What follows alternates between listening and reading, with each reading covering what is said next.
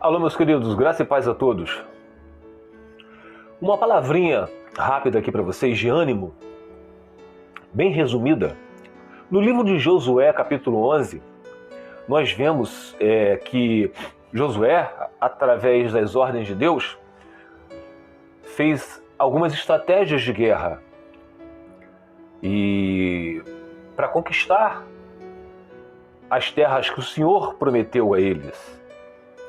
E esses reis de outras terras, eles viram o que o povo de Israel, no caso, os soldados de Josué, estavam fazendo, dominando todos os reis. E como era a ordem do Senhor, das terras que o Senhor prometeu a Israel, terras que emanam, a terra que emana leite e mel, tinha que deixar nada respirando lá.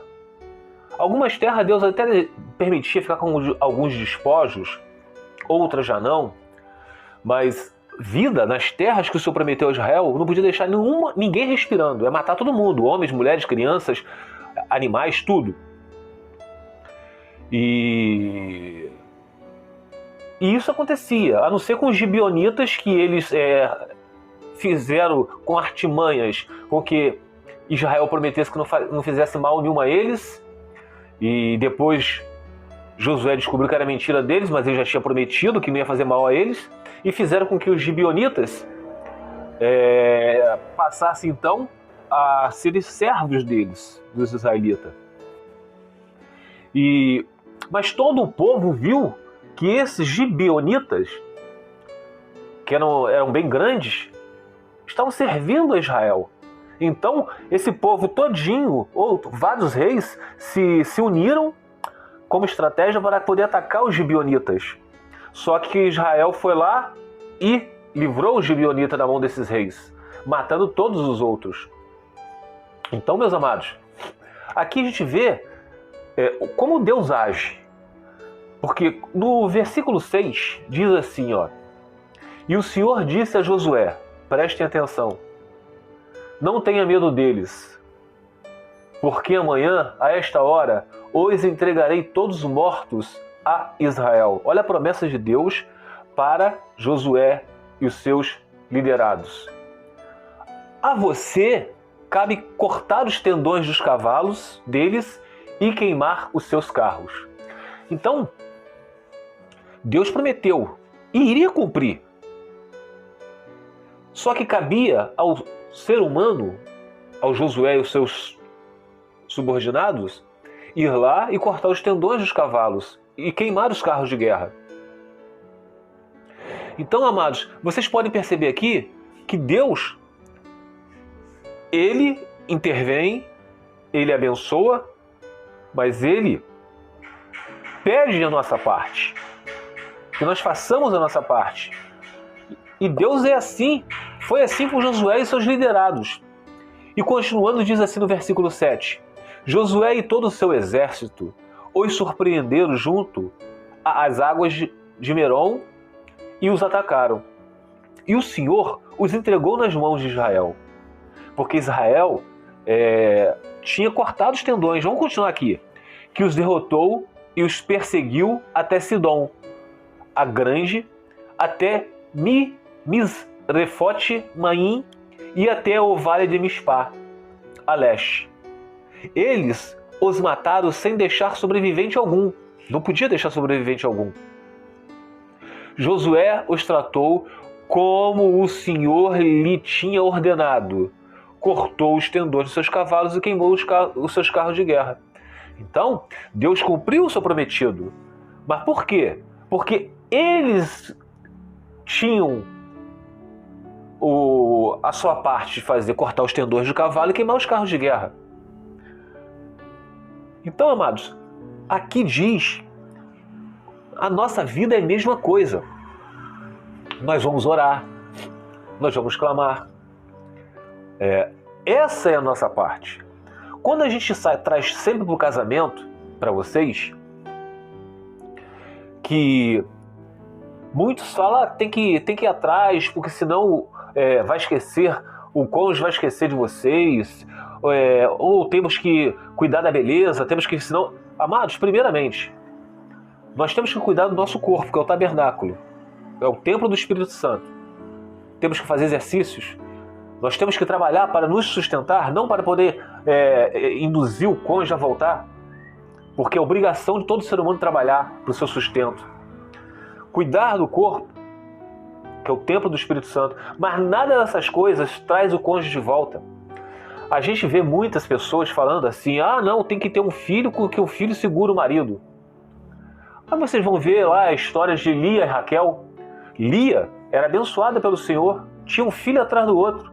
Mas por acaso aqueles números de filhos de Lia segurou Jacó?